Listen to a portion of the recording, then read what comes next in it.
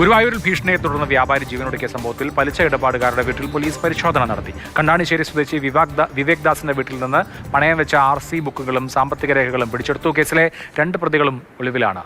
MS Lishoy വിവരങ്ങളുമായി. ലിഷോയ്, എന്തൊക്കെയാണ് വിശദാംശങ്ങൾ? ഇന്നലെ രാത്രിയാണ് ഈ പോലീസ് പരിശോധന നടത്തിയത്. അതായത് ഗുരുവായൂരിലെ ഈ വ്യാപാരി ആത്മഹത്യ ചെയ്ത സമയത്ത് അദ്ദേഹം എഴുതിയ ആത്മഹത്യാക്കുറിപ്പിൽ ഈ ദിവേകിൻ്റെ പേരും അതുപോലെ തന്നെ പ്രഹ്ലേഷ് എന്ന് പറയുന്ന മറ്റൊരു പലിശക്കാരൻ്റെ പേരും ഉണ്ടായിരുന്നു. എന്നാൽ ഇവർക്കെതിരെ പോലീസ് നടപടിയെടുത്തിരുന്നില്ല. പിന്നീട് ഈ വീട്ടുകാരുടെ മൊഴിയുടെ അടിസ്ഥാനത്തിൽ കഴിഞ്ഞ ദിവസം ഇവരെ ആത്മഹത്യാ പ്രേരണ കുറ്റത്തിന് നടപടിയെടുക്കുകയും ചെയ്തു. ഇവരുടെ വീടുകളിൽ ദിവേകിൻ്റെ വീട്ടിൽ പരിശോധന നടത്തിയതിൽ നിന്ന് അതായത് ഇയാൾ പണം നൽകിയ കുറച്ച് ആളുകളുടെ വാഹനത്തിൻ്റെ RC ബുക്ക് ഉൾപ്പെടെയുള്ള രേഖകൾ പോലീസ് കണ്ടെടുത്തിട്ടുണ്ട്. പണവും പോലീസ് കണ്ടെടുത്തിട്ടുണ്ട്.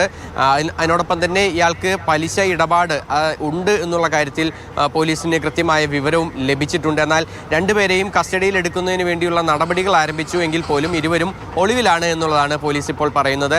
കഴിഞ്ഞ ദിവസമാണ് ഈ മുസ്തഫ എന്ന് പറയുന്ന വ്യക്തി 6 ലക്ഷം രൂപ ലോണല്ല 6 ലക്ഷം രൂപ പലിശയ്ക്ക് എടുത്തതിന് 40 ലക്ഷത്തോളം രൂപ തിരികെ കൊടുക്കേണ്ടി വന്നു. ഇതിലെ മാത്രമല്ല ഈ പലിശക്കാരുടെ ഭീഷണിയെ തുടർന്ന് അദ്ദേഹം ആത്മഹത്യ ചെയ്യുകയും ചെയ്തു.